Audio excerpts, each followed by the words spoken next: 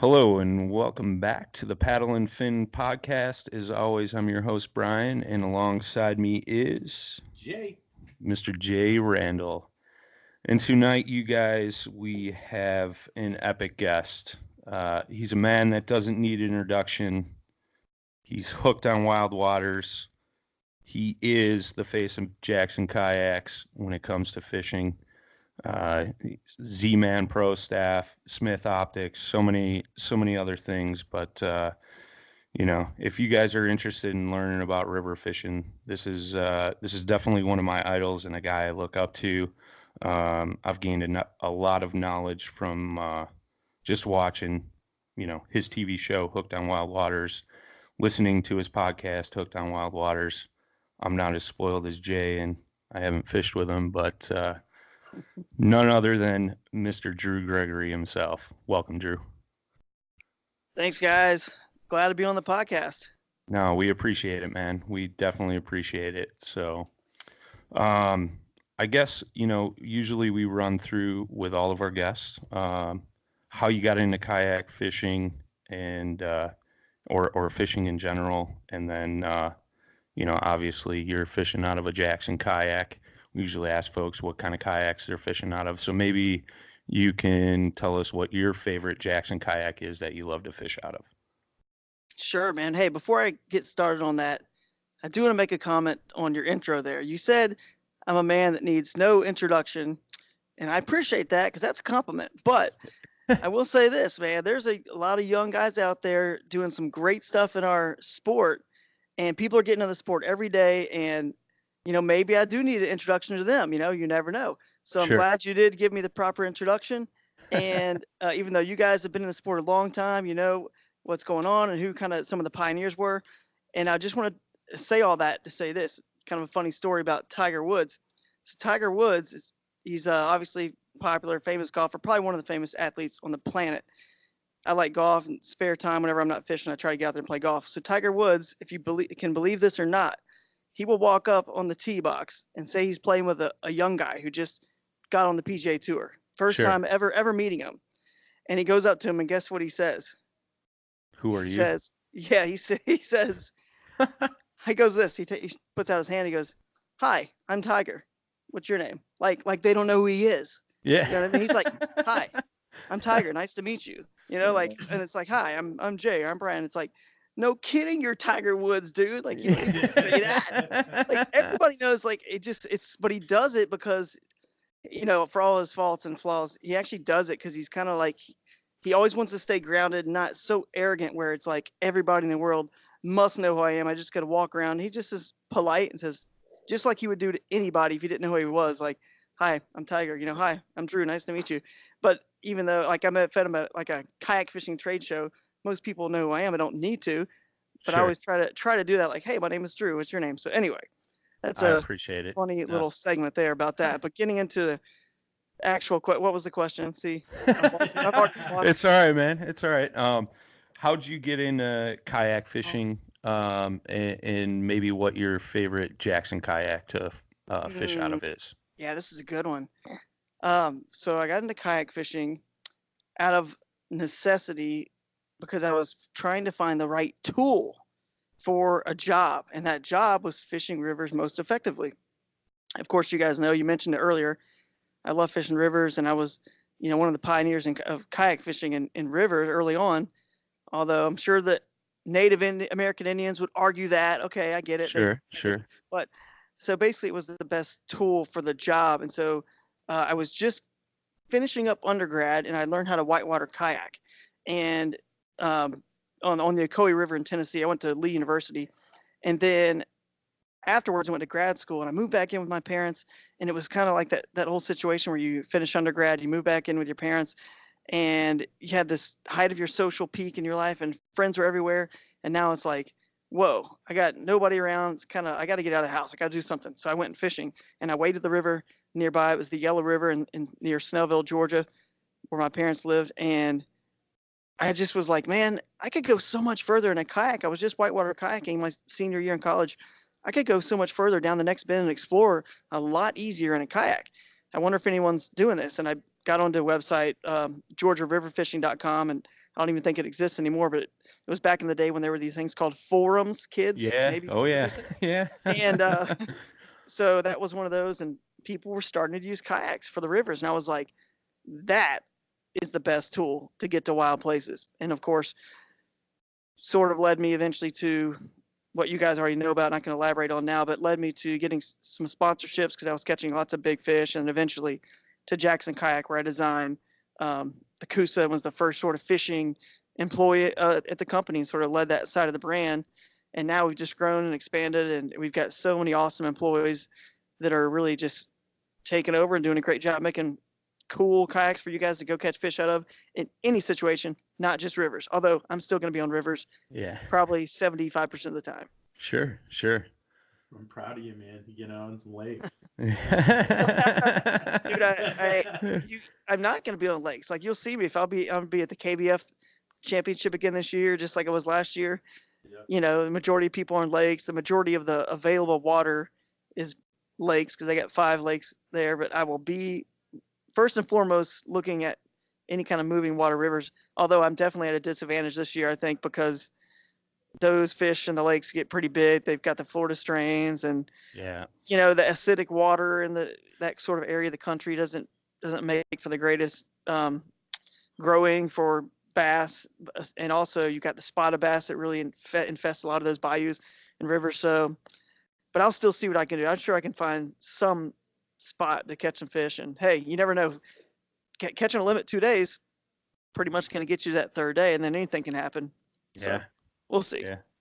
No, definitely. I heard you talk about that on your recent Hooked on Wild Waters podcast, that you were going to be searching for some river waters. And I found that interesting. And I know Jay and I have had many conversations about him fishing with you at the Kentucky Lake championship. And he's like, man, Drew and all those guys, they went to the river. So I followed them, you know. So, you know, it's cool, man, because I mean, for me personally, I've always been a lake guy, right?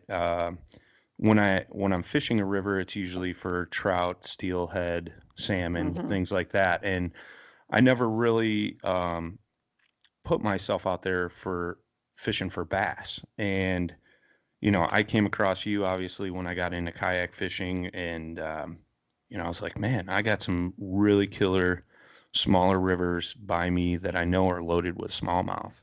And I think it's a lot of people skip over that, right? I mean, we have a lot of new to kayak fishing listeners, and you know, I know this past year I did more exploring of the wild waters. Part of that was due to Jay.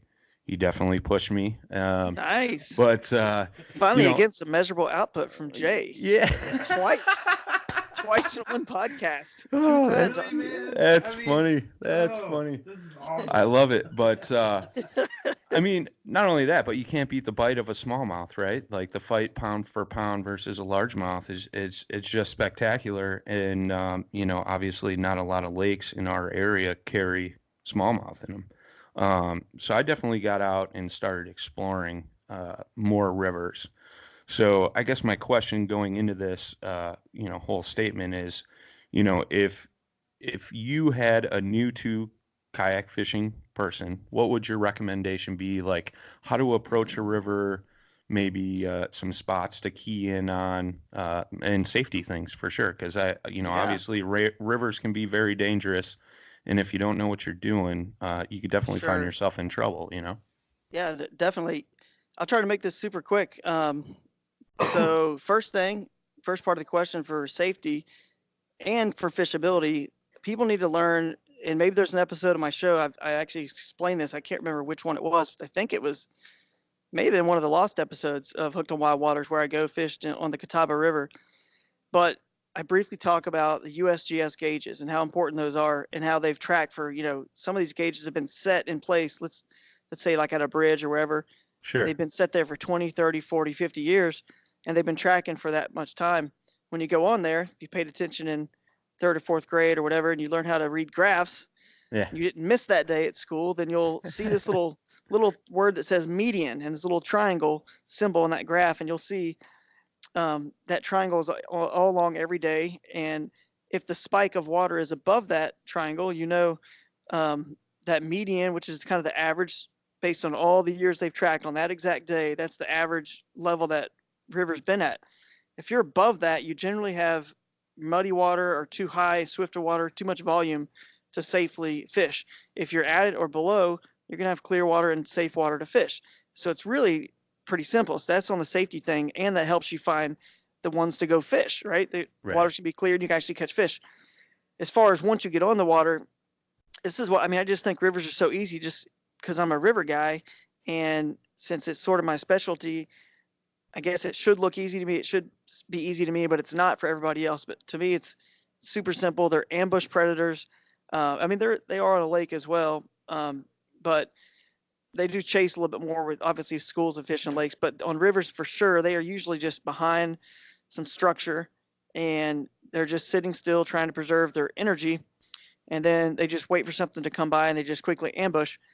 The trick is you're moving, so that's a obviously one sort of factor you got to think about, because it's going to affect your cast, and because you're moving and also throwing to a moving target.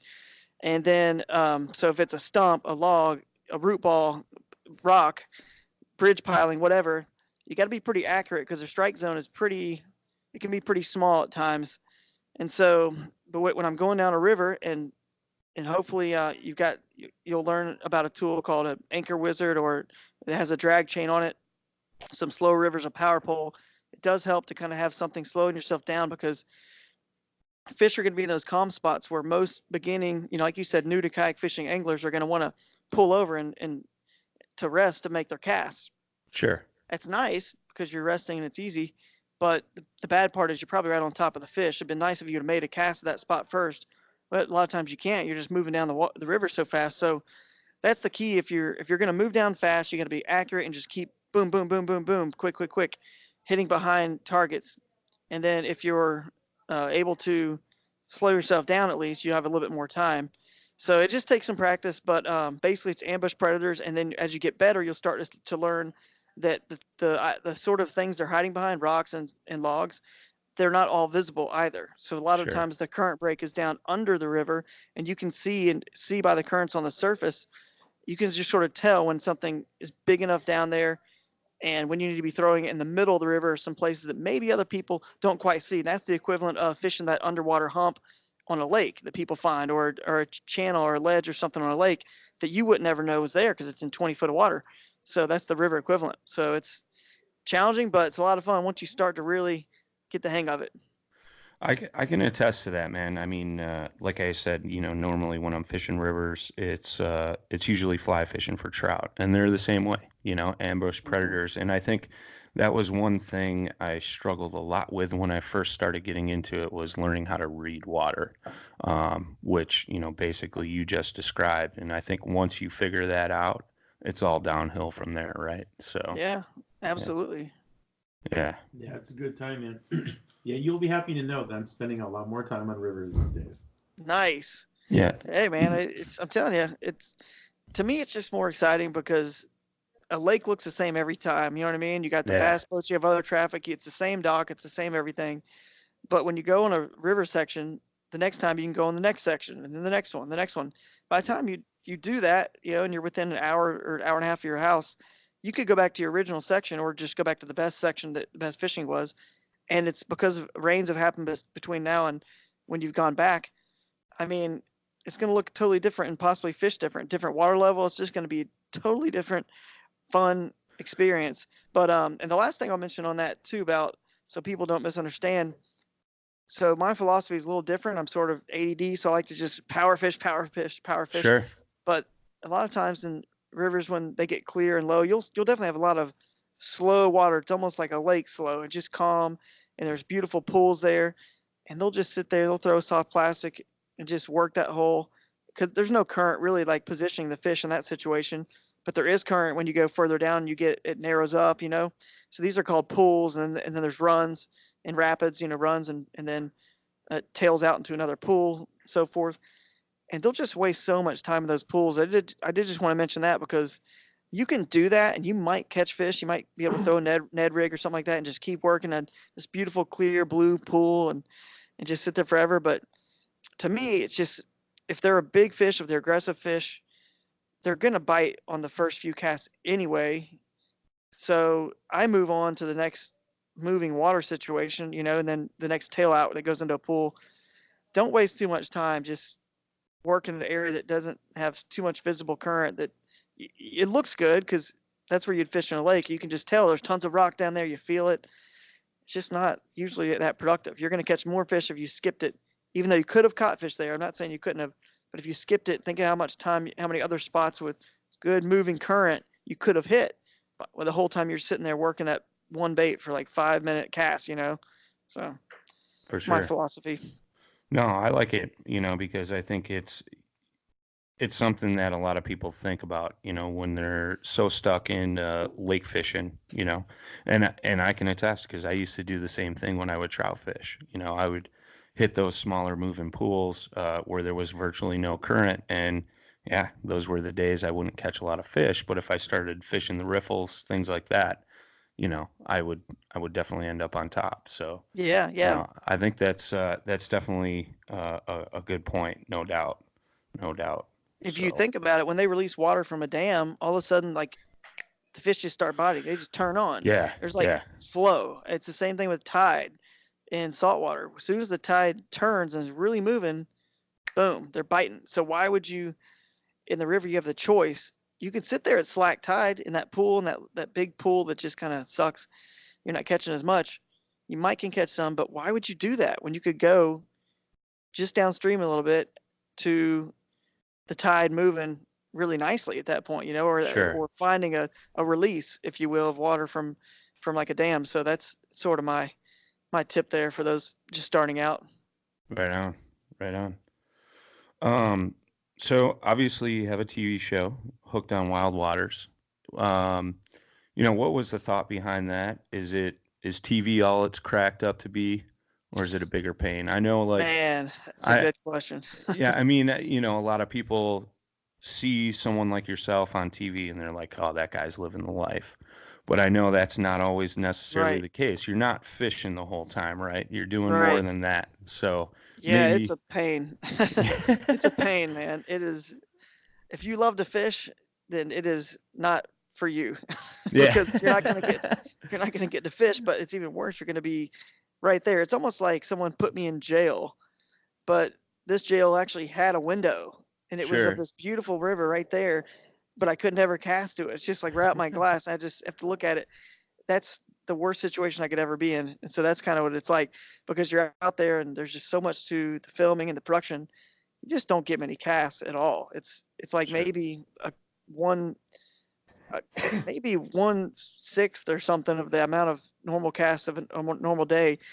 We just spend like a few hours actually casting and fishing, and it's just a pain. But it's fun in the sense that, hey, would I rather be doing that than something else? I mean, yeah, of course. Sure. You know, Right. you have to look at it like that. If you look at it like that, then you can be out there and enjoy it. But when they're sitting there and they're trying to like do these stage shots, or the bikes lose battery, or we got to stop and whatever, they got to change batteries in the big cameras or whatever. This guy that's got to get out and use the bathroom, like he's paddling our camera, whatever.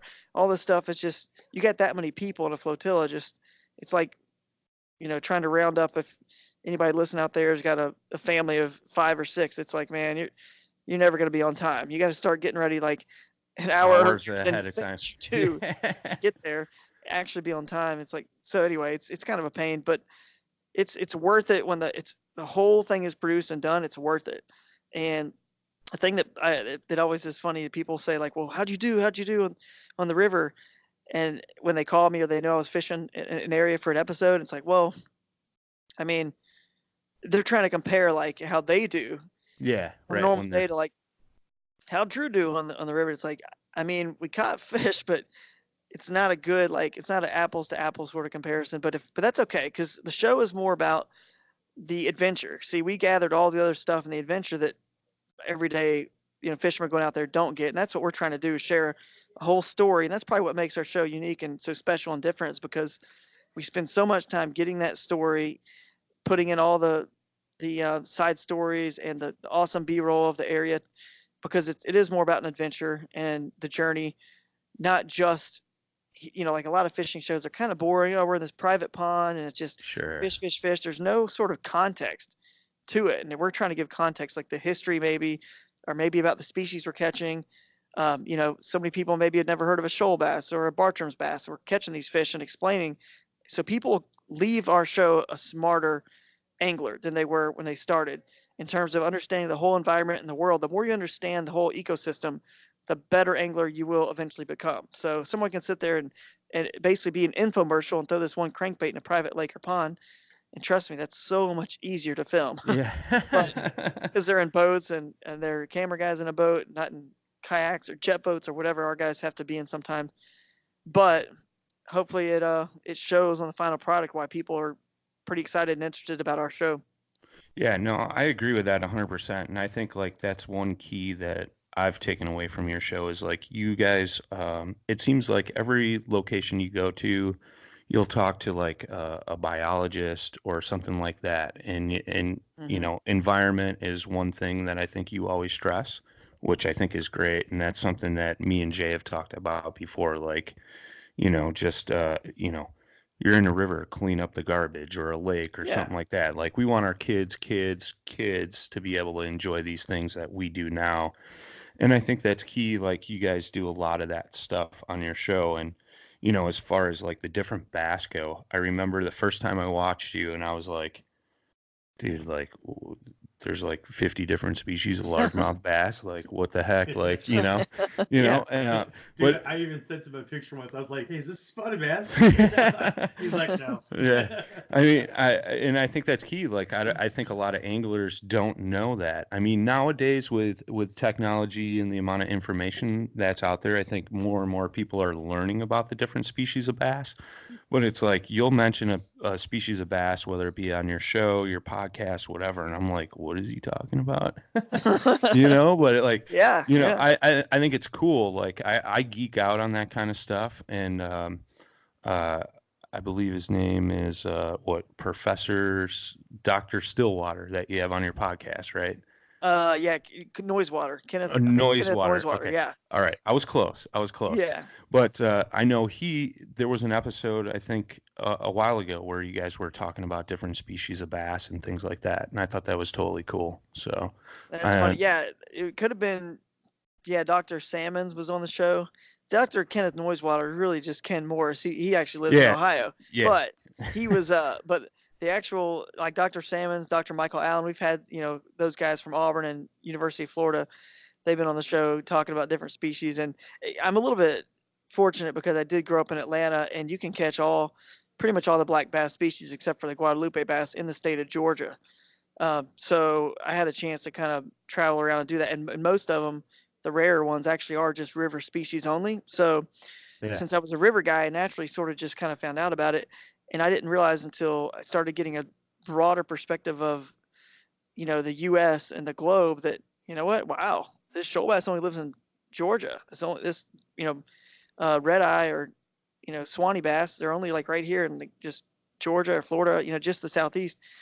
And it's pretty cool actually finding that out. So I actually did an article with ESPN, Bassmaster, and I think you can still look it up on ESPN. If you type in my name, the article will come up about chasing the black bass slam. But now it's just kind of crazy because there are so many different strains of, different species being separated out for black bass, all of these different rivers and creeks, and it's getting a little bit complicated. But in all the biologist circles, that's big discussion because should we keep researching and separate this one that comes out of this little river system, this little creek system here up these mountains, or how much different do they need to be be described as separate species? Because the problem you get into is, I believe up in the Northwest, they got like salmon that they keep making them such a different species and actually separating them out.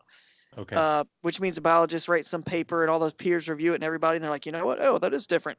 We should call that a different species. When you do that, it now becomes the only little spot in the planet that exists, which means it's an endangered species. Once it becomes endangered, you can't really fish for it and do much for it. So it's like, how much do you really want to like separate these things out?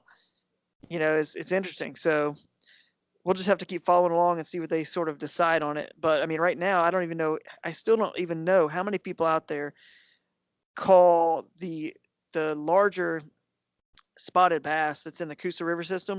I'm Sure. saying spotted bass because it's really has been officially designated the Alabama bass. But I'm pretty positive most everyone out there still calls it a spotted bass. That's really not true. It's really in Alabama. But and then the actual spotted bass, so the smaller ones, that the northern strain, the Kentucky or northern strain, Sure. that you guys probably y'all have any of those up your way? No spotted really. bass up this way. Yeah. Yeah. Just regular bass. I think, yeah. Well, Yeah. We got the do they northern score? strain. Yeah. I think if you go further south to, I think anything that probably flows into that like Ohio river system would have them, you know. Sure. But I don't know what you guys are, where your rivers are ending up. I don't know. Basically, they all dump into the Mississippi, like Yeah. Yeah. out of the Illinois River, basically. Yeah. Mhm. Unless you're in the southern part of the state. There might be some down by the southern part of the state because I think part of that drains into Kentucky Lake. Maybe. I'm not 100% sure. Yeah, there but probably is. And there's probably areas that people have introduced them. sure. That's happened everywhere. They're probably introduced in those creeks and the bayous in Louisiana where we're getting them, Sure. where we'll be catching them, I guess. Most likely are because people think that, oh, it's a spotted bass, let me move it. It's going to get huge. Like the record spotted bass is probably, I don't know, it's probably over 10 pounds or whatever. But it's just that one particular species that's now Yeah. been separated, the Alabama bass. So a lot of rivers out in the southeast are kind of screwed up because anglers started to move them. You know, they moved the right kind into Lake Lanier in Georgia. They get huge. That's like a trophy fishery for them because it was really close to the Coosa River system. I mean, the headwaters, that lake is really close to the Etowah River, which is the headwaters of the Coosa, which, you know, has that strain. So there's some places that got lucky and the right ones got moved. But and then, of course, when they did official stockings in California where the new records are being caught because they're eating trout, they're feeding them basically. Sure. Those are the right ones because biologists moved them. But the problem is anglers have just moved too many fish around thinking it's the right, oh, it's called a spotted bass, it's going to get big, let's move it. But not Right. really. Then they outcompete and they kind of screw up some of the largemouth fishing. So Very cool. yeah. Yeah. I It's actually good caught info. my first one out in Tennessee. A legit Hmm. spotted, Alabama bass. I Was think it- we need. Yeah, we I need think- verification. We need Drew Yeah. verification on that I photo. was gonna say. I I think. can I send think it we to you need some verification because. I had met Cunningham. He told me, he was like, "Hey Okay. man, that's it." You That's know, it, I mean, alright. the whole day I was there, I was fishing just for them, and I finally got into one. Yeah, I can believe that. They're not too tough to catch in that area. They're pretty aggressive. They have this little tooth patch on their tongue. If you want to feel, you'll see a rough tooth patch about the size of most of the times it's about the size of a pencil eraser, a little bit smaller than that. You kind of can feel it, and it's pretty cool.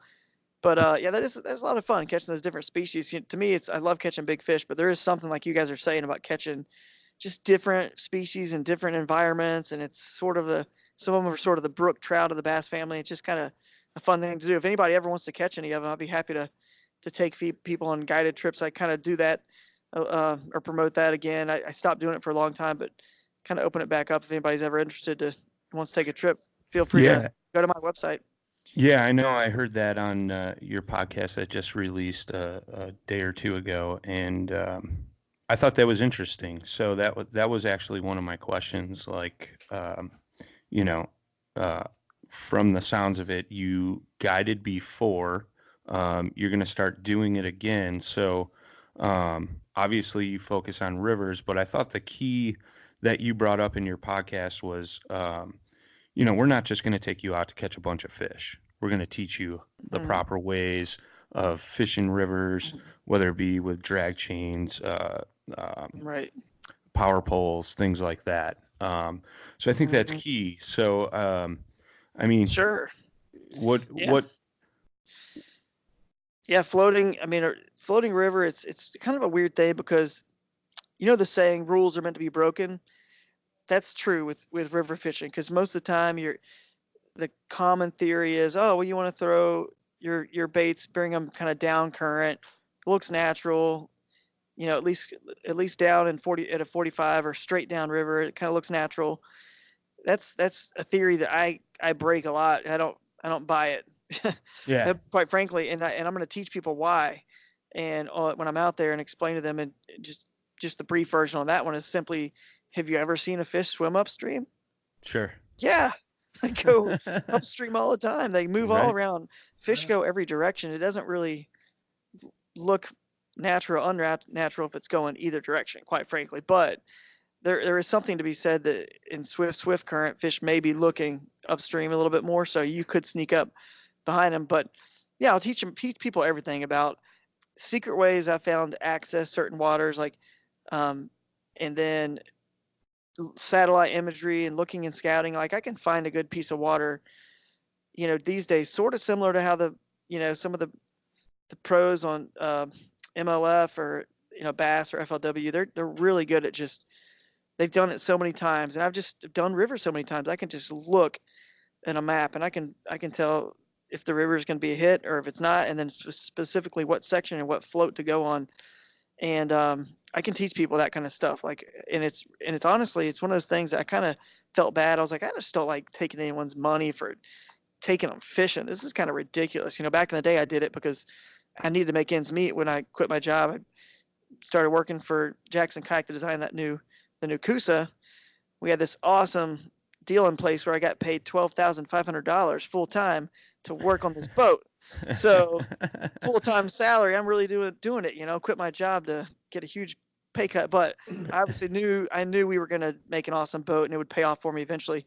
So and I was happy to do it. I mean, so it worked out. But in the meantime, I had to like make ends meet. So I guided and just try to teach people a lot about how to catch these fish, not just take them out to some honey hole and just let them just throw and then kind of put them right on it. I mean, I can do that if people want me to, but I think most people want to be able to go and do it on their own. So I kind of teach everything about it. I mean, from the float trips, how to plan them, what to do to on average, your water moves about 2 miles an hour. You don't want to cover more than 7 miles in a day. And if you are, you got to keep up the pace. Fortunately, these days we got smartphones with that nice little blue dot that shows you where you tell how much further you got to go. And most places do have signal these days, but in general, like if it's a small creek, you could rip off 8, 9, 10 miles a day. I've done 14 in a day. Sure. But you got to be moving.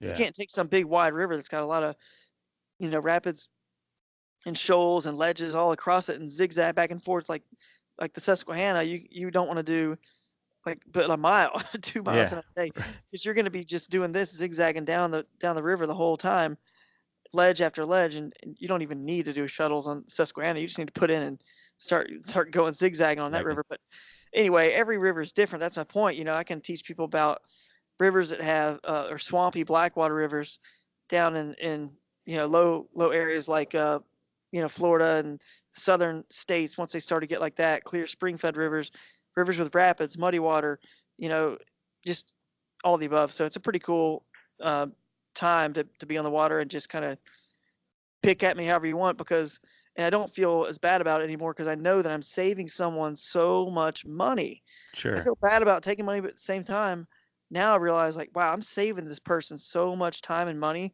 of how many trips I've had to make, right, to go learn all this stuff. And it kind of clicked in my mind because a good buddy of mine guides down in the Florida Keys, and he charged, like everything in the Florida Keys is expensive, and he charges it, actually not a super expensive rate at all. But I'm always like recommending people to him, and I'm like, listen, the stuff that guy has taught me, just by being my friend and take me out there in the 25, 30 years he's been fishing those waters, and how complicated that is with salt, with tides. And now you got the Atlantic and the Gulf coming together at opposite tides through these little islands. Dude, you could pay him $1,000, $2,000 a day, and you'd be getting your money's worth based on how many times you have to drive down there, stay in those expensive hotels, fish the Keys, drive back home or fly, whatever, and do it again over and over and over. It's so worth it, because next time you go, you got it, because he taught you. So that's what I'm going to do. No, that's killer, man. And so is that going to be just in your home state, which is South Carolina, correct? Well, I'm on to the border. I'm just on the north side. So I'm in North Carolina, but I'm in the Charlotte area. Charlotte's right on the border, so some of the metro area ends in South Carolina. But it's funny because it is confusing where I live because sometimes people say, oh, because I know you're in Georgia. I'm like, well, I grew up in Atlanta, but I've lived in South Carolina. I lived there for about 4 or 5 years, and then I live in North Carolina now, and I went to school in Tennessee, so I kind of know the Southeast pretty well. But people can hire me to do guide trips wherever, but if I go on a guided trip, let's say in Texas or wherever, it's only going to work out if I'm going there that year. Like, hey, I'll say, hey, I'm coming through or coming near that area, and I could make a little bit of a, jolt this direction real quick, meet up with you for a day because it's on my way to my next Sure. destination or whatever. And so it has to kind of work out like that. But I think most people can sort of we can find somewhere to get together. But if anyone's near the Southeast, it's a no-brainer. Come down there. Yeah. Let me put you on a shoal bass or a Bartram's bass or a Swanee bass or a red eye or whatever you want to catch, spotted bass, Alabama bass. I mean, we can do any of it. Huge shoal bass. It's a lot of fun. Very cool. Well, next time you're coming to Illinois, let me know. I'll pay for Jay's guiding service. He needs some direction. Yeah. All right. I'm gonna go upstairs. Yeah. Why am I even here? Man, you gonna go? Yes. I mean, come on, really. You're gonna go stock the pegs back there, man. Stock the pegs with get some Z-Man on those pegs. It's all over there, dude. It's all right there. You want? I got you. I'm not even kidding. There's like 30 or 40 bags. All right. Good. Yeah. There we go. Well, you know what? That's interesting. No, bring it down. So this there's this color in Z-Man. Let me see if I got one. Is this really the color of Drew? I get that question a good bit. It's called Drew's Crawl. Yeah, Drew's Crawl. And what's funny is it's not me. It's another Drew that Z-Man's close with, and I don't even know like his last name, but basically he came up with that color and kind of, I don't know how or whatever, but I will say he lied to me. Yeah. Well, he did. He maybe lied a little bit then, but I think it's cooler being your Drew Gregory's craw. I mean, I'm just gonna make that statement. Well, I appreciate that. But I will say this. We can still pretend that it is because you guys know me and Drew and I represent Z-Man, so that's cool. You guys can just, have the confidence of putting that on there, say, oh, Drew's fishing this, so it's going to work. But I will say this, I haven't really talked about this publicly and not really going to say a lot about it because it's not all it's not a done deal by any means, but I do enjoy designing and developing things. We develop, kayaks and Jackson Kayak and Blue Sky Boatworks and cool stuff that our company's done. I love being a part of that, but I also enjoy working with other sponsors. I designed that trailer with Tennessee Trailers that they actually finally I think nailed down the final version, and we'll maybe get some photos of it in February, and folks can start ordering that trailer. But we're always going to keep tweaking it. But anyway, long story short, I've got some designs and some lure designs that I'm working on. I'm working on developing them. Cool. Pretty unique and different, which is why I'm saying that, fingers crossed that my crazy and unique ideas work, because, not all ideas work. It took the guys, the Davises who invented the chatterbait, a long time to figure it out, that make it work.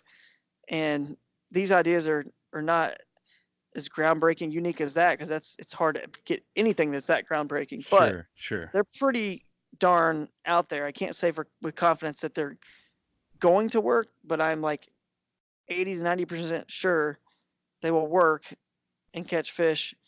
And if that works out, then hey, maybe you will see not just a color called Drew's Craw. Maybe we'll see a Drew Gregory lure coming out, but with whether it's Z-Man or whoever. But hey, I just love doing it. It's kind of fun. That's my next sort of little side venture right now I'm working on. I dig it. We could have kept that myth going on forever. Yeah, we should have. Yeah, we could. Yeah. I mean, you could have just been like, well, I don't know. Yeah. Sure, I could have just played just super coy and just pretended like it was my color. Yeah, I hear you, man. I hear you. But then some Drew out there that really designed that color he's gonna come hunt you down. Yeah, like you're only like, what is that, 7 degrees of separation, or Kevin Bacon or whatever that thing is. Like we're always 7 people away. Like someone's Yeah. going to hear about it, tell somebody, tell somebody, tell somebody. They're going to tell that Drew guy, and I'm going to get some phone call from his lawyer. Cease and desist. Yeah, Cease and right. desist. No, that's cool. I mean, I know Z-Man is my favorite plastic bait, and not only that, the chatterbait as well. And there's a lot of jokes from our listeners that go around because people have seen my collection of Z-Mans, and I get made fun of quite a bit. It's pretty disgusting. It's yeah. I I don't just blame had you, though. well that package that showed up has got more Z-Mans in it, Oh. so and that just showed up an hour ago. That's funny. Dude, it's a really unique and awesome company too, man. They're great people, and what I love about them is they're very similar to the Jackson Kayak of fishing lures in some ways, because they just love coming out with real unique and innovative stuff. And between their plastics being so stretchy and reusable, and the chatterbait being so unique, and now we got spinner baits. I mean, I really don't use anything. I don't have any other lure sponsor. It's just them. I don't, I got to find maybe just go and buy some top water baits here or there and a few other things, plugs, whopper plopper or whatever. But other than that, I just keep slinging that Z-Man. Now we got that spinner bait, so we're set, man. I know a guy that makes some decent buzz baits, so if you're ever looking for some buzz baits, call Jay. Yeah, well, I don't know the other guy. And they work in rivers. They work in rivers on smallmouth. I can attest to that. Nice. So, I love buzz baits. Who makes these buzz baits, Jay? Jay Randall. Hey, this guy. No, I actually, I have these double-bladed turbo blade type buzz baits that work really good. They track really well, like straight. Nice. You can fish them through. I mean, he's used them a lot. I like them a lot. I'll send you some, Drew. I'll send you some. All right. Sounds good, man. Hey, he's gonna send you some. He charged me an arm and a leg, so you got one up on me, my friend. Well, you're not Drew. Yeah, Nice. that's true. I'm not Drew Gregory. You're right. Touche. Well, Touche. Well, I'm not Drew's Crawl, so whatever. Yeah, I know. We're so sad. No, getting back to the Z-Man, and that's a story I share a lot, is like I used to, I'm a big crayfish guy, and obviously Z-Man's got the turbo craw, they got the punch craw, the TRD craw, but I found Z-Man, I picked a bag up of the turbo craws in a watermelon, and I was up in northern Wisconsin, fishing a rocky lake, and I was tossing the Berkeley chigger craw, and you'd get like 2 fish out of it, and then that bait was just destroyed. Right. I'm like, oh, I got these Z-Mans, I should try this, and I literally caught 50 fish, and that thing was still going strong. Yeah. So it's amazing. It's amazing, and they've got it's one of these things. I actually appreciate the fact that Z-Man enforces their patents. So they enforce that chatterbait patent. They enforce their Elastec. I don't know if they've got I guess they have a patent on it, or maybe they don't, but they just hold. It's like Coca-Cola, it's the secret recipe how to make it. Maybe they just keep that close to their chest. But either way, it's pretty cool that they do that, honestly, because that separates them and makes them so unique and different. And that Elastec plastic is just unreal. You got to know how to use it, like you're saying. You got to have the right jig heads. Fortunately, they came out with their own jig heads, because it doesn't do well in other sort of jig heads. They don't have little spikes and barbs that hold it on there. But man, if you finally get the right jig head, and like you're saying, you can sit there and catch as many fish. It becomes a hard bait in the fact that you own it and you catch fish on it until you actually lose it. That's it. Yeah. It's amazing. But there's actually a video that I watched the other day that Daniel Nussbaum from Z-Man put out. And if you are a fan of Z-Man, you should go watch it, because it's an instructional video on how to use the Z-Man Elastec, how to store it, some tips to make sure it's like working properly and does not cause you any problems, because you got to keep it in its original packaging. You can't mix it with other lures. You can't just take them out and start putting them in other bags. It's got those little molds, those little plastic shell molds basically in the bag to keep them in good shape and not have them get sort of like the tail on a swim bait be curved to the right or something, because you just got it loose in a bag and it's not in that sort of molded plastic tray. Anyway, it's a good video to watch. I'll check that out. Watch it. It's really informative. Very cool. Very cool. Yeah, but I mean, they're all right. No, man, I use, I like the Z-Man, so I use a lot on the Ned rig, and I've been using the swimmer shads Oh yeah. on some chatterbaits for pike, and they're pretty durable. Yeah. So I've been digging that. Plus you get like a real wacky action out of them. Yeah. Yeah. Oh yeah. Just flails. Yeah, that's Well, here's a quick question. So you probably run those too, I would imagine, on chatterbaits. I do. Do you run them tail up or tail down? I always do it tail down.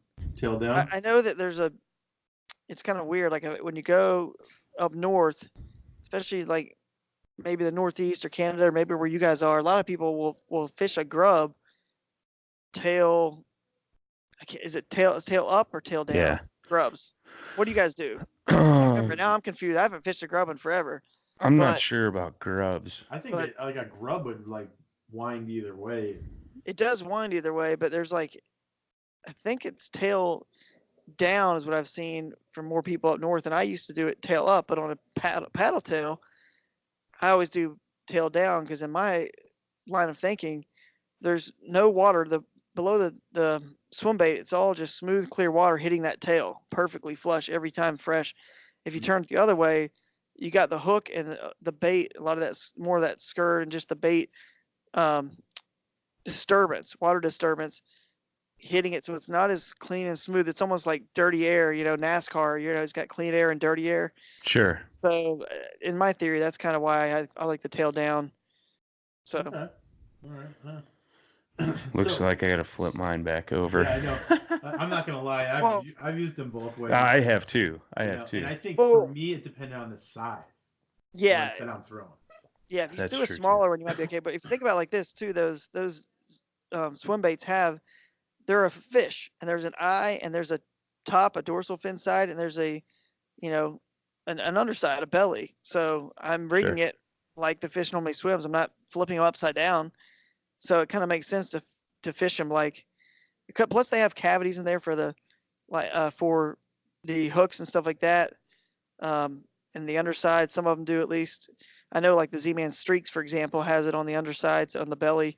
There's cavities for the hooks to kind of hide into. So to me, it just kind of makes more sense. But it probably catches fish either way, especially if you have it on the back of a chatterbait.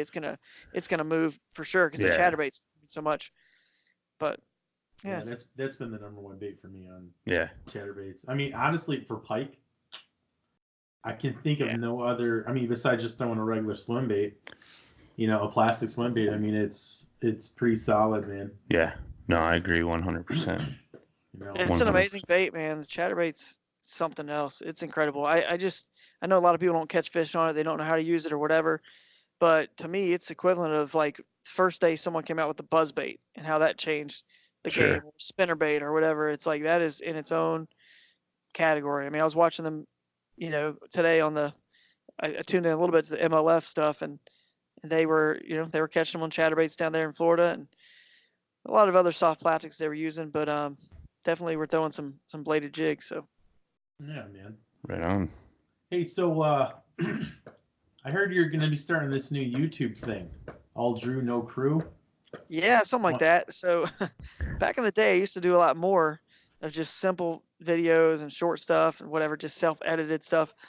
And I'm gonna try to get back to that, which is sort of my roots. It just allows more content. I mean, I just need to get more content going out there. It doesn't have to be I got stuck in this sort of rut that I don't want anything out there on my channel or social media unless it's like this most amazing high quality production. And that's cool, but at the same time, it just people want like more stuff. With social media nowadays, they don't really care if it's just me with a GoPro or whatever. They don't really care. They just want the information that I'm giving them, or it just seems a little bit more personal. You know what I mean? So I'm trying to get back to that, and I'm gonna do some more of that kind of stuff. And I've got a stock of some new GoPro Hero 7s. I got a couple of the GoPro Karma drones. I'm ready to start just kind of doing my own thing out there and putting it together, but nothing crazy long. But some of those videos are going to be, review videos, instructionals, just me on my pond. And I got a little acre pond in my front yard, nothing fancy. I threw a couple 6-pounders in there, maybe 4 or 5 of them. And I just threw a couple 6-pounders in there. No big deal. It's only an acre. It's not like they pretty much ate up all the bait that was in there. I mean, it can only handle 10 bass that are probably like 12 inches. So I figured I'll throw 4 or 5 that are, 5 or 6 pounds. Anyway, I've never even fished it, so I don't even fish it, but they just sit there and eat, I guess. But I'm going to get out on the pond and try to do some instructional sort of videos, just short, simple stuff, and Sure. I get too locked into like being the perfectionist and having it look so amazing and that high quality stuff. But so hopefully everybody out there will tune in and follow what I'm doing on Instagram and YouTube.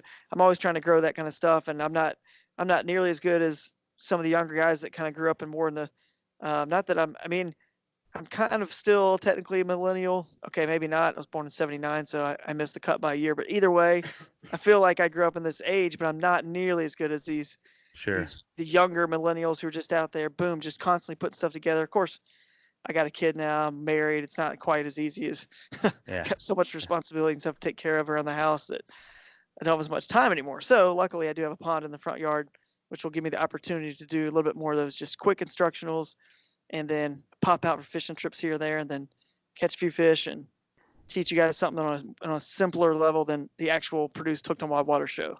No, that's awesome. Hey, do you have Drew's address? Because I need to go catch some 6-pounders. I don't know if he wants me to give you that. That's he funny. knows that I'm not going to just cruise out there right away. I'm going to hear somebody. We got a gravel drive. I'm going to hear somebody rolling in there at night doing some night fishing. Yeah. I mean, they're probably 7 pounds by now, man. They've been in there a couple years, 7 or 8. But That's funny. if they're even still in there, we've had some floods, and I don't know. But I was going to do this, and I probably have all females in there, which is kind of a new thing. You hear people talking about female only because the female bass get a lot bigger, obviously, and plus you know exactly how many you have. You can control your population because they can't breed, so you don't get a bunch of stunted fish, bunch of small ones after spawn. But I did throw a couple in there that were smaller, and maybe one of them's a male, so who knows? Maybe I'll get a spawn There you go. start catching small ones. But anyway, I had dreams of turning that pond into something awesome, and then I was like, dude, it's an acre. Like, you can't do much. You can't really do much with this pond other than the instructional videos and stuff like that. So you have to dig out another side and then leave a wall, right. And then just take the wall out and like let the water flow. Yeah, I need to expand it. Yeah, if I was really trying to turn it into something, and I was like looking at how much money all that would cost, I was like, or I could just go down the street to the river and smash some 6 and 7s all day, like. Yeah. That's funny, dude. That's pretty cool. Yeah, the wife doesn't like projects that would cost like thousands of dollars when we've got so many other things in the house and like kid to take care of. It doesn't work like that. So how is that going, by the way? Yeah, we were gonna ask you you're that. a new dad. I mean, it's it's pretty cool, man. He's getting more fun every day. He's 8 months old now. He came a month early, so I guess he's really like 7 months. But he's awesome, man. He's fun. He's getting to the point where he's crawling around, he's moving around. He smiles all the time. If anybody wants to follow anybody that's a lot of fun to follow on Instagram, it's really my wife. She's much better at that stuff than I am. And her Instagram's I think it's just at Christina.Gregory or something. But she's got all the photos of Theo, trust me, and all the videos, and she just does a much better job than I do. But he's cool, man. It's just cool. It definitely changes everything in your life. I mean, I don't have as much time to do a lot of the other stuff that I used to, but like everyone says, it doesn't matter because you spend time with him, and it's just so much fun. And then of course one day he'll be walking and getting in a kayak of his own. He was actually took his first kayak trip not too long ago. I think I maybe posted some stuff about it. We actually took him out in the new Blue Sky Boatworks Angler 360. That was cool. That's and cool. He has a little life jacket, so it's just crazy. It's fun, and I wouldn't trade it for the world. And I can't wait till one day, he's really casting a rod of his own, paddling his own kayak. And my wife will get on to me for saying I can't wait for that, because she's like, no, don't wish it all the way so fast. He's growing up so fast. He's already getting teeth. Yeah. It'll happen so fast. Yeah. I will say this. Enjoy it now. My son just recently turned 16. I got a phone call this morning that he got in his first car accident. So that was So enjoy it now, brother. Enjoy it now. Got to kind of take the good with the bad for sure. Oh, so, And hopefully he'll love the outdoors and wild waters and fishing like I do and my wife does. And I'm sure he will if he grows up, obviously with us as parents. But we'll let him find his own way, but hopefully he enjoys it, and if not, hopefully find something else and that he really loves and is just as passionate about as we are about kayak fishing and fishing wild places. And maybe, you never know, maybe he'll have Theo's craw in the Z-Man lineup. That's right.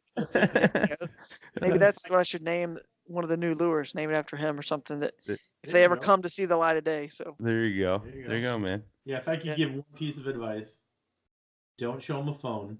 Yeah. And keep the Xbox or the PlayStation completely away. Well, too late, now, number one. Yeah. I mean, already knows what that is. You got to ground kids outside. Yeah. That's isn't that crazy? Yeah. Yeah. It's like He's my obsessed. kid, dude. He's like, you take him on the kayak. It's so funny. He's like, Dad, I'll go only because you want me to. He's like, but like I can't be hanging out with you when you're fishing because you're so slow. You know, like he just wants to zip down the river. Yeah. Like, you know. Yeah. I'm just like, It's dude, like, just relax. yeah. That reminds me of season 1 of Hooked on Wild Waters. I did an episode with my brother, and that's how he was, sort of just like he doesn't want to fish. He just wants to paddle down the river, and I'm slowing him up. It was a lot of fun, that episode. It's really funny actually it's the funniest episode we've ever done. So if you go back to the archives. Yeah. Yeah, I remember that. It was a fun one. I did see that one. I watched it too. Yeah. All right, man. Well, we're getting close to the end, so we're going to give you the old hot seat treatment, and we're going to throw some questions at you. It's basically an either or. I know some of us will probably know some of the answers to this, but I mean, do you want to start out with the first ones? Sure. All right. You're on the river. Big surprise. Cloudy day. There's breaks of sun. What color are you gonna throw on your chatterbait? Do I get to ask a question if the river is clear or murky or? Oh, hold on one second. We get a ruling? Yeah. You get a ruling. Yeah. We're gonna go with stained. Stained. So I love these. It's called Chartreuse Sexy Shad, I believe, and they also have Sexy Mullet. Yeah. So here's what I do, just so everyone has my little secret. I just ordered a bunch of Z-Man stuff. In that situation, it's definitely that. I go for the clear water. I like the breaking brim color. And I throw the Houdini, any Houdini color. They have all the elastic plastic, whether you're using a razor shad or a diesel minnow or whatever, like the swimmers, doesn't matter. Crawfish. I like throwing something like the Houdini color on that breaking brim on the back.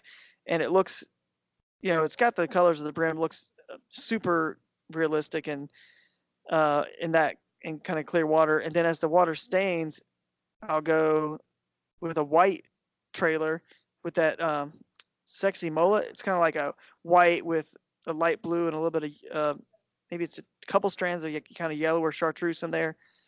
And then I go to that color with white on the back when it's stained. But then if it gets really stained, or if I'm just fishing for maybe super aggressive fish or just fish that I know really love chartreuse, then I go to that Chartreuse Sexy Shad, or maybe it's Chartreuse Sexy. Yeah, I think it's what it is, Chartreuse something shad. And that's the one I throw with it's basically all chartreuse yellow in the skirt. Maybe there's a little bit of a couple strands of a darker color, but basically it's all bright and chartreuse. Then you add that with that sort of chartreuse, I forget it, Sexy Mullet or whatever, chartreuse sort of elastic plastic on the back. Gotcha. So that's my strategy when it gets real stained. So it goes from same clear, a little bit murky that next one, and then you go with the all just freaking chartreuse whole thing out. So that's my progression. See, I would have said the same thing. I think you're full of it. We should have him write down his answers to prove it. Yeah, we should. Then we'll compare. You hold it up. So can I just say I'm not really appreciating this alliance that you two have against me. Hey, me and Drew can see right through you. Oh, it's too funny. So I think you pretty much answered this one. Power fishing or finesse fishing? Yeah, definitely the power fishing for me. All right. Jackson Coosa or Jackson Cuda? Coosa, still my favorite hole. I mean, for rivers, you just can't beat it. That boat still sells today, and it sells because of the hole. If you're really looking to fish rivers, and if you're doing 60, 70, whatever, 100% of your fish on rivers, no other boat out there's ever been designed like really just for rivers. And I know when we first came out with it, we kind of had to say and market it because it's still great on lakes and small ponds. Don't get me wrong, Sure. especially compared to what was out there then. And we didn't have a CUDA or anything else, but man, it's a river hole, and it is a little sports car out there on the river. It's awesome. 10-pound largemouth or 6-pound smallmouth? Probably gonna have to go with the smallmouth on that one. All right, I figured as much. Being a river guy, I figured as much. And, I'm gonna go with another kayak one. Coosa HD versus the Liska. Ooh. That's a good one. I'm still probably I'm gonna go the Coosa HD. I think. You lost. I still am. I was hoping he'd say that. I still am. I kind of. There's a few things about it I kind of like. One being the fact that there's a little bit better rod stager and rod tip protector situation going on, and going down rivers, I kind of need that. I'll break rods if I don't have those sort of things, but that's definitely one of the features I like over the Liska. I like it. I mean, my name is on that kayak, by the way. Don't forget. Yeah, we know it's true. It's the true Gregory signature model. How am I going to pick Liska? That one. He's like, this is mine. Where's the J. Randall edition? That's still in little plastic beady pieces. Got to talk to Jackson about that, man. Got to talk to Jackson about that. Nobody wants to hear from me. Nobody's taking my calls. I'm actually surprised he took our call. This is true. I mean, he had every chance to not answer today. This is true. Oh, it's this interview. I'm questioning why I did take it after all this. You guys are a trip. Yeah. No, all jokes aside, it's actually a lot of fun. You guys are great. No, we like to have fun, and that our big goal is just to get people involved in the sport, grow the community, and just teach people things. And going back to the Coosa, me and Jay both worked the Chicago Fishing Show this past weekend. With one of our local paddle shops, and the Coosa, that was one thing. There was guys walking into the booth that were just like, I've had mine for 5 years or whatever it was, like extended periods of time, and they had nothing but great things to say about it. I mean, me personally, I'm not gonna lie, I've never been into Jackson. I'm a bona fide guy, but it's okay. But that's the thing.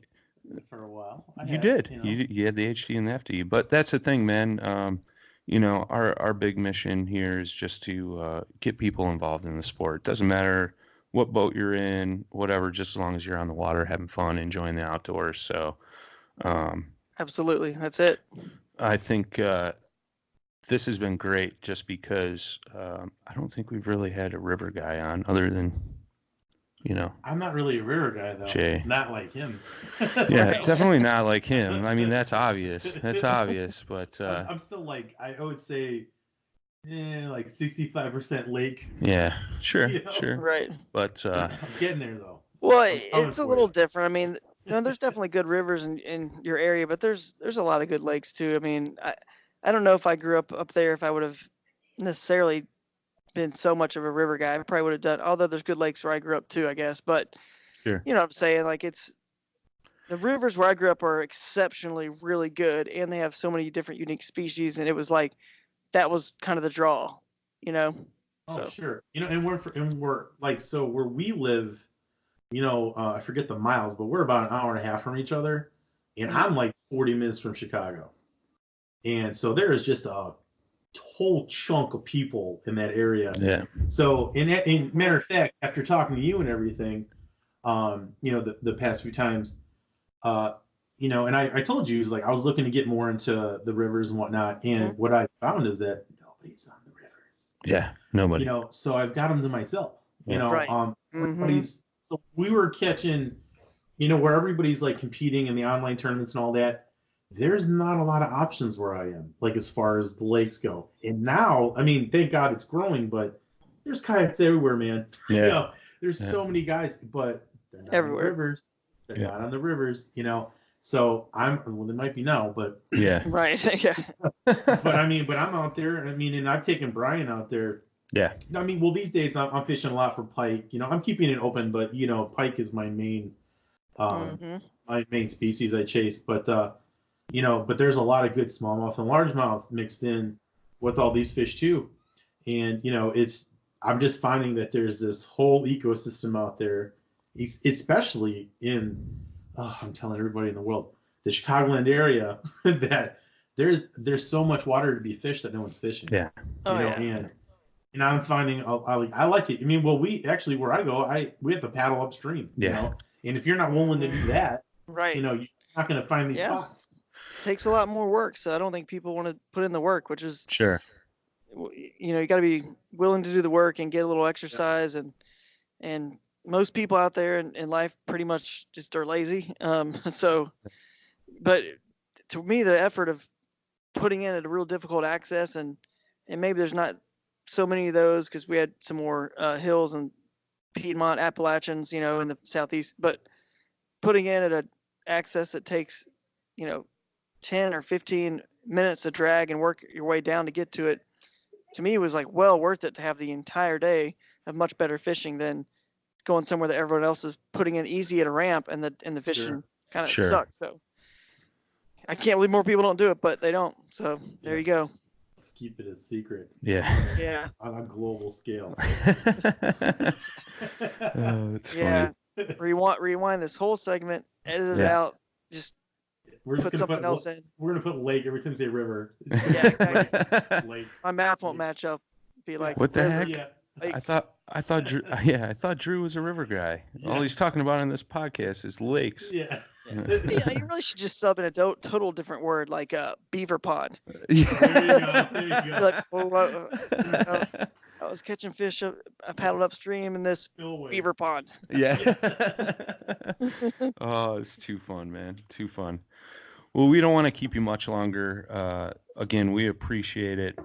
If you want to go ahead, plug your social media outlets where people could find the TV show, your sponsors and all that good stuff, that'd be great.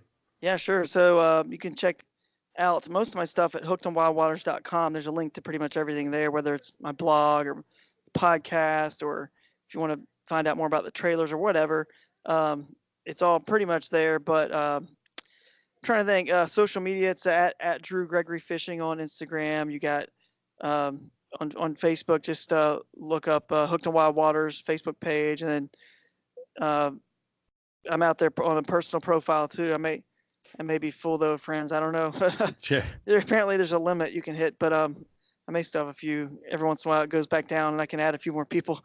But find me. I don't care. I mean, I'm happy to friend anybody or whatever. And then if you really are on Twitter, I don't do as much with Twitter, but I'm there too, Ambassador Drew. So find me. Whatever I post on Instagram, I just double post to Twitter. So check me out. And of course, YouTube is the Hooked on Wild Waters channel, and we got new episodes we're going to be filming this year, and they're pretty exciting. So I'm really pumped about where we're going. And of course, we've talked about a lot of the sponsors: Jackson Kayak, Z-Man, Bending Branches. Trying to think, you mentioned Smith Optics, Power Pole is a big one for me. Yak Attack, Boondocks, Anchor Wizard. I'm gonna forget Kokatat, 13 Fishing, my rod and reel sponsor, make awesome stuff as well. Under Armour for clothing, they make great fishing clothing.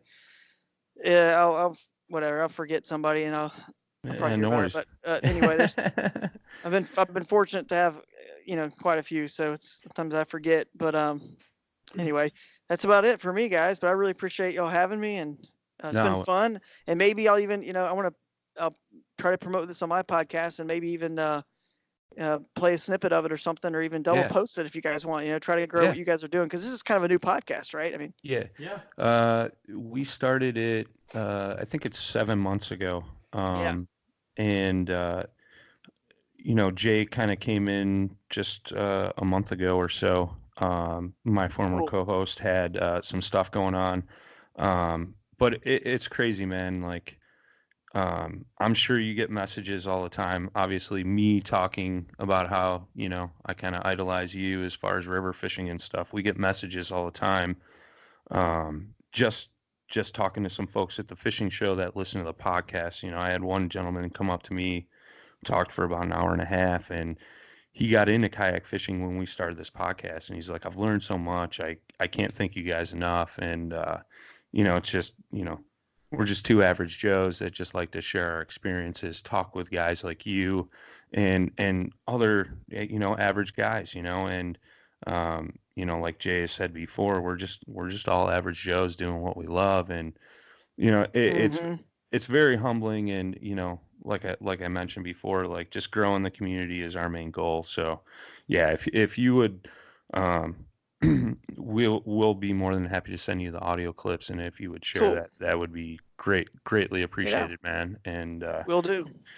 Like we tell everybody, man, we're just here to, talk fishing, have a good time. We've had some guests in the past. Like the first time we had Jay on, he was like, I'm nervous. I don't know what to say. By the way, I was the first guest. He was the first guest. Wow, so there you go. He goes from first guest to being co-host, but see, that counts for something. Yeah, no. Finally, check one for Jay. I don't know. Jay, it's like J1. Yeah. And Brian, you're up to like whatever. You're like yeah. You're on this episode. Jay got one. Yeah. But it was the last. It was the last one. It's like catching the last bass. Yeah, exactly. No, Jay and I have become very good friends since that podcast, and that's the thing, man. That's how the sport grows, and Sure. We both learn off of each other, and that's one thing we always talk about too. Is fishing is a never learning experience. So it's just about fun, man. Yeah, it's just about fun, getting outdoors, enjoying nature, and just enjoying it, man. So. I agree. Sounds like you guys are hooked on wild waters to me. Yeah, buddy. Yeah. Maybe need to get you out on some more wild places. But now that I know you're guiding, I'm going to end this podcast and send you a message so I can book a guided trip. So. I actually had a question. It says, when are we gonna hang out next? That was one of his That's a questions. good question. Are you going down to the KBF thing or no? No, I'm not participating this year. All right. I'm trying to think what other big event will be this year. I don't know. We'll figure it out offline. We'll I'm sure we'll get together at some point, right? We got even if I got to come down to the Carolinas. That's right. I mean, I'm sure I'll have to drag this guy along. Because he hears I hung out with you again, and he didn't get. I'll split the guiding fees with you. Yeah. But, there you go. That's what some people have done. So I mean, I got lots of people wanted me to guide them for the Bass Slam after that article came out in ESPN, and one of them was like some senator or lobbyist or something or whatever, and he came down with his buddy. They split it. That's cool. You have me catch all the fish as fast as you can. That's awesome. And in as little time as you can. We just want to catch one, then we move. That was like, that's all. It was pretty cool. So that's awesome. That's cool, man. All right, guys. As always, you can follow along at paddle, the letter N, in fin.com. If you guys got a question, comment, want to hear a topic on a future episode, feel free to reach out at paddle, the letter N, in fin at gmail.com. Drew, thank you again so much. Yes, and thanks, guys. Definitely want to have you back someday. And I'm going to get Jay to cover the bill for the guiding service, so we'll be down soon. Sounds good. Oh, Plano. That's what I forgot to mention. Plano. See, I was still thinking about other sponsors I forgot to mention. Plano. That's right by us. Yeah, so next time you're in town, stop by and pick up an order. Yeah. I mean, I'll take you to some of my river spots. We'll take you to some wild waters. I actually have some. Sounds like a deal. All right. Sounds good. All right, guys. You all have a good night. And thanks again. Yeah, you as well, man. Until next time, guys, tight lines and smooth paddling. All right.